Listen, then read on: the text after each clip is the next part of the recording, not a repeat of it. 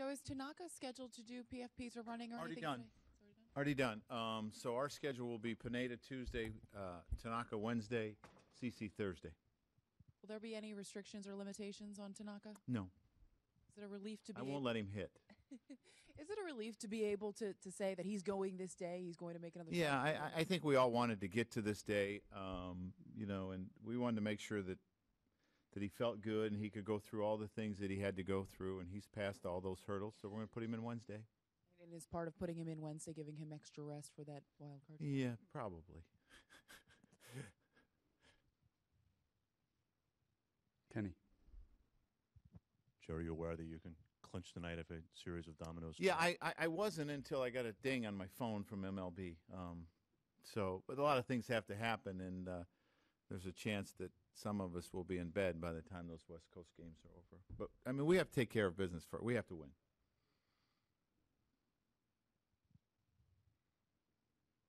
Anthony and George.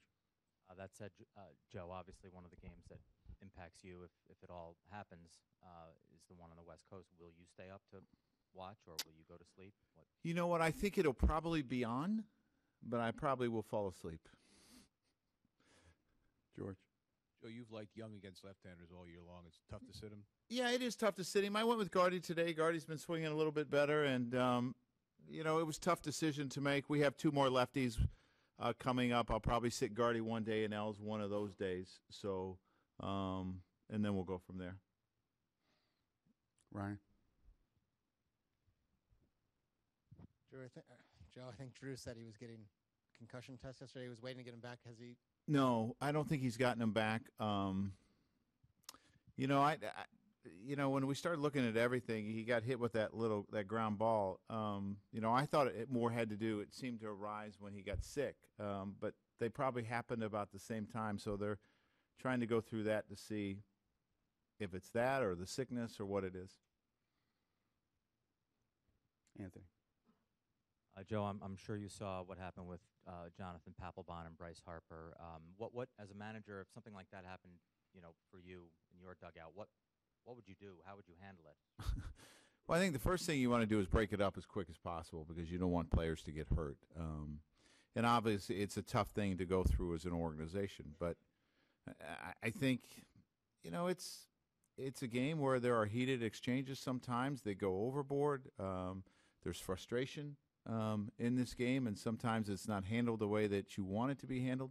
But you got to deal with it, and you got to move on from it and try to learn from it. And so, I mean, the things that will go through, my guess, and they'll get to spring training, it probably won't mean a lot. But right now, it's just a heightened situation.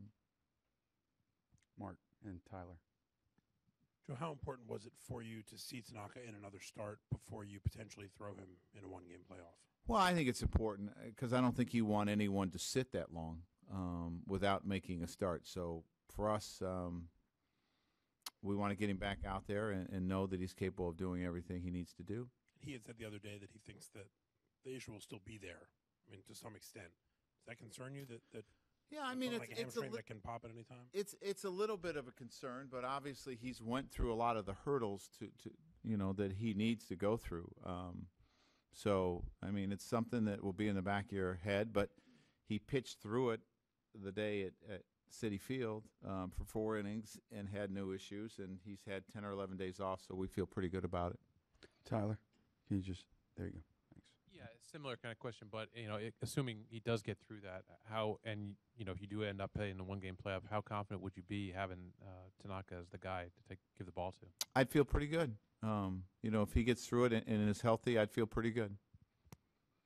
Will he have any restrictions on Wednesday in terms of pitch counts or anything? Mm-mm.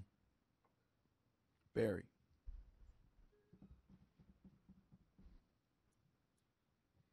Hey, Joe, how's his elbow through all this, and any change in his mechanics? Do you worry about him putting any undue pressure on it?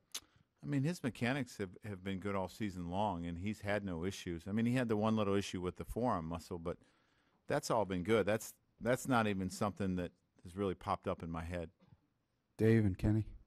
Joe, two things real quick. Do you, in terms of like celebrating when and where to celebrate, you just leave that up to the players, or do you get involved? Yeah, I mean, we clinch a playoff spot. They should celebrate. I mean, that's an accomplishment. We went through a lot of things with this club, and I think if you clinch a spot, even if it's not the spot that you want, you're one of 10 teams that has an opportunity, and I think they need to celebrate it. When you say gone through a bunch of things, are you including the last couple of years not making it? Yeah, that as well, yes. What do you think of 10,000 wins? That's a lot. I'm glad I haven't been around for all of them.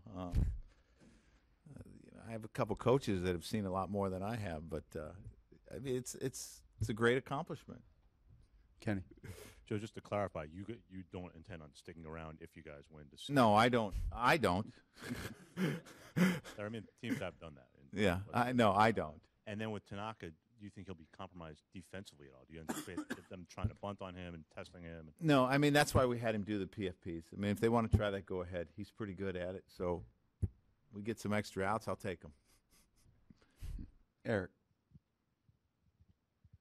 Joe, you had Rich Hill here for a brief time last year. Yeah. Surprised what he's done a little bit. I mean, he's been dominant. We had always seen him as a reliever, and to do what he's done has been quite impressive. So I'm curious to see him on Thursday. Andrew. So with Tanaka's injury, and then he had a week off, and now we'll have extra days rest potentially for a wild card game. Is that could work out like perfectly for you guys in terms of Could.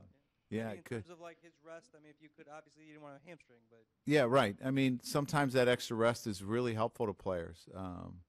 We saw how he came back after he had that rest from the forearm and those 3 starts, how good he was when he came back. So this could be really helpful, especially this time of year. Chad. So do you have anything going on with Evaldi, and do you have time with him to figure out what you have and how you could use him? This is his 3rd day of catch. His last, I'm not sure how far it was today. His last catch was 60 and 90 feet. Do we have time? I don't think if we were to play on Tuesday, I don't think he would be on that roster. But as we move forward, the longer a club goes, the better chance a player has to be have an impact. Beyond obviously the big 3 that you have in the bullpen, it's kind of been figuring out who else. I mean, would you trust Evaldi in that mix if you had to? If he was throwing the ball well, yes. Mark Herman. So just to follow up on what you were saying before about how the celebratory aspect that you've been through so much this year, when you say that, what are the couple of things that come to mind first when you think about the things that you've overcome this year? Well, I think you can start in spring training where there was a lot of question marks on our rotation and the health of our rotation and how we were going to get through that. I think everything surrounding Alex and was he going to be productive, and you had Tex returning from an injury, and we just had a lot of stuff going on. And you added all the new pieces to your bullpen. So this club has been through a lot where we've had good streaks, we've had some bad streaks, and they've responded extremely well. You lose your first baseman who's leading your club in RBIs and home runs amongst the league leader. You lose him for the rest of the year. I mean, we've had to deal with injuries. Every one of our starters has been on the DL when you look at that. So I give those guys a lot of credit for where we are today, how resilient they've been and how hard they've fought. Tyler. Of all those issues you just mentioned, which of those did you think had the best chance to turn out positively, and which were you most worried about? I think your biggest concern always is your rotation because of how important it is and how hard it is to, just to find starters laying around. That's not easy to do, and we had to ask guys to do some things that they hadn't done a lot. You look at what Adam Warren did for us was tremendous. He's bounced back and forth. That was my biggest concern. I would say my least concern was probably Tex. I felt if he came to spring training healthy, he was going to be productive. Barry. Joe, back to the 10,000 wins. Conversely, how much do you feel a part of that history because of you're playing for some championship teams, managing some championship teams, and the guys you played with and managed that retired along the way? I would think you're a big part of it.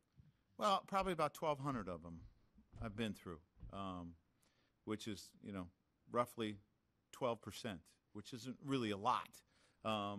But I've been fortunate enough to be around here, and I feel blessed having a chance to be part of that as a player, a coach, and a manager. And I mean, there's a lot of other guys that have walked through these halls and the halls of Old Yankee Stadium that had a lot more to do with those 10,000 wins than I did.